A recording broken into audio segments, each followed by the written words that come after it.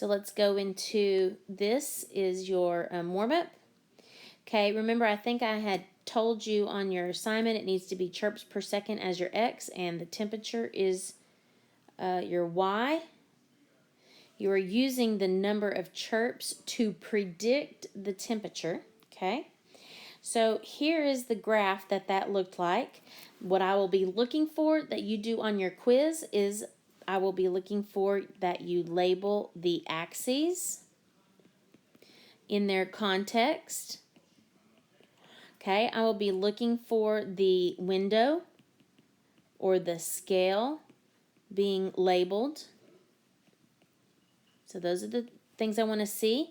That's this 14 to 22 or whatever, however that's going, and you can find that from the window on your calculator.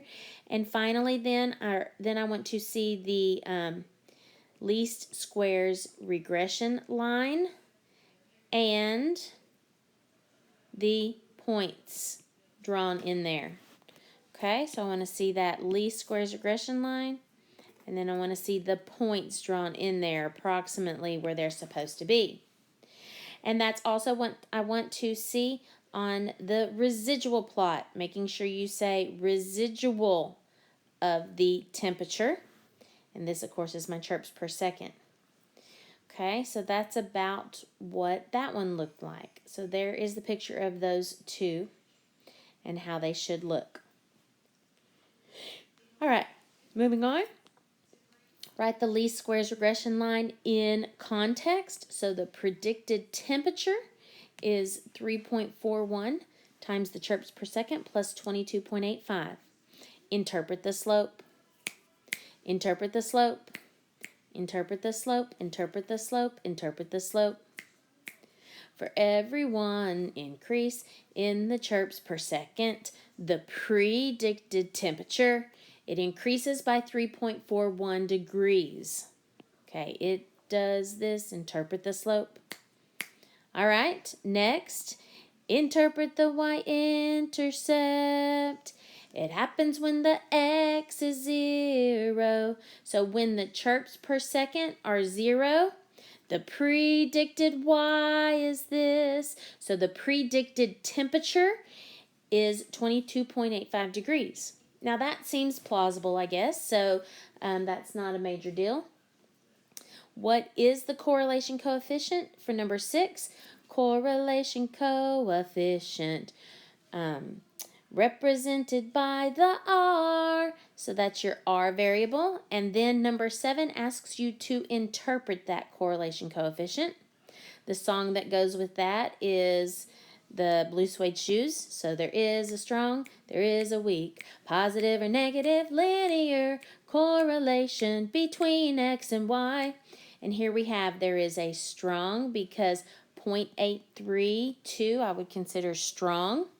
Positive linear relationship or correlation between chirps per second and temperature in degrees Fahrenheit. All right, coefficient of determination. That is the next one. That is the R squared. Okay. The percent of variation that is found in the Y. So 69% of the variation in the temperature. Coefficient of determination. The percent of variation that is found in the Y. It can be explained by the changes in the X, the chirps per second. And then, of course, or it can be explained by the model itself. And the model itself is that it can be explained by the least squares regression line. Okay.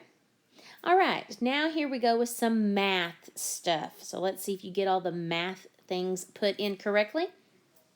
Predict the temperature with 18 chirps per second. So that's your X. Plug that into the prediction equation, and boom, there you go. Your predicted temperature, 84.23 degrees. Number 11. Okay, so here we have filling in the blanks. So let's see. The chirp rate is 15, so that's your X being 15. You have a residual. Remember, I like to write RES, not just R, because that looks like correlation coefficient. So the residual is 2.65. What is the actual temperature? So what is that? And so what I need to do is find the predicted Y. And I can do that. Here you see that here. Predicted Y is plugging in to the prediction equation. I plug the X into the prediction equation and I get 74. So therefore, I fill in the blanks. Residual equals Y minus predicted Y, and that gives me 76.65 degrees. And the last one does that as well. X is 12. The residual, RES, is negative 1.5. And then the question is, what is the actual temperature? So what's the actual Y? And I'll go plug in my 12 into my prediction equation, and I get predicted equation is 63.77. So residual equals Y minus predicted Y. That is 62.27 degrees Fahrenheit. All right, so you are going to then now do the first part of the Chapter 7 and 8 quiz, which is the group portion. You get about 15 to 20 minutes to do that, and that's it.